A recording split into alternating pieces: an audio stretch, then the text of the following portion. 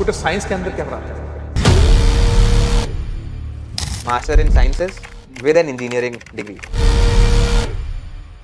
It is mostly focused upon how computers work.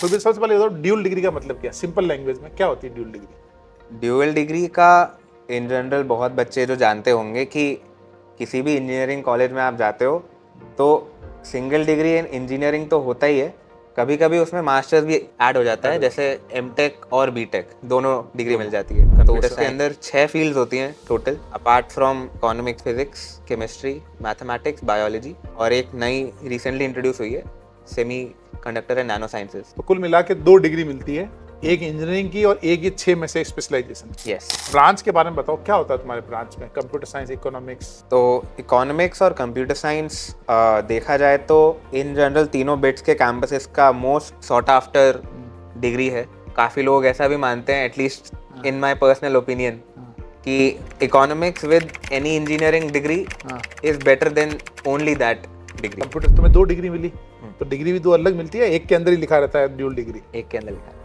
अच्छा, एक के अंदर लिखा रहता है। तो ये ऐसा है क्या कि जैसे किसी बच्चे ने बीएससी इकोनॉमिक्स किया किसी आईआईटी से, और उसने दूसरे बच्चे ने बीटेक किया कोई किसी ब्रांच में, तो वो जो दोनों डिग्री है उसको इक्विवेलेंट टू तुम्हारी डिग्री मान सकते हैं क्या? मान लीजिए अगर 1000 बच्चों का इंटेक होता है कॉलेज में, तो उसमें से लगभग 25 to 30% डुअलाइट्स होते हैं, जो डुअल डिग्री स्टूडेंट्स होते हैं, और बाकी सिंगल डिग्री और अदर वाले होते हैं। Out of the dual degree students जो अप्लाई करते हैं सेकेंड ईयर में दूसरी डिग्री के लिए, उसमें से around 25% of the students will get computer science. Dual degree को लेके बच्चों का जनरल परसेप्शन ये होता है कि सिंगल डिग्री वाला जैसा नहीं होगा, कुछ 5 साल का है कोर्स, उतना वैल्यू नहीं देते उसको, मतलब बच्चे। हाँ, बट बिट्स के लिए ऐसा सेम नहीं है।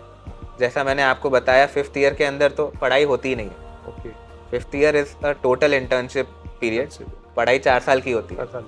एक चीज़ मैं आपको बताना चाहूँगा कि अंडर ग्रेजुएट लेवल पे फाइनेंस में रिप्रेजेंटेशन ऑफ आईआईटीज और एनआईटीज उतना ज़्यादा नहीं होता है, बिकॉज फाइनेंस पे फोकस नहीं होता है वहाँ पे। देर आर सम माइनर जो कि किसी किसी आईआईटीज में ऑफर होते हैं, बट बिट्स का जितना फोकस फाइनेंस पे होता है वाया द इकोनॉमिक्स ब्रांच, और माइनर इन फाइनेंस भी होता है बिट्स में, उसका speciality is something that these banks value allot.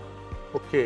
तो अंडर ग्रेजुएट लेवल पे रिप्रेजेंटेशन बिट्स का बहुत ज़्यादा है इन बैंक्स के अंदर कंपेयर टू आईआईटीज और एनआईटीज।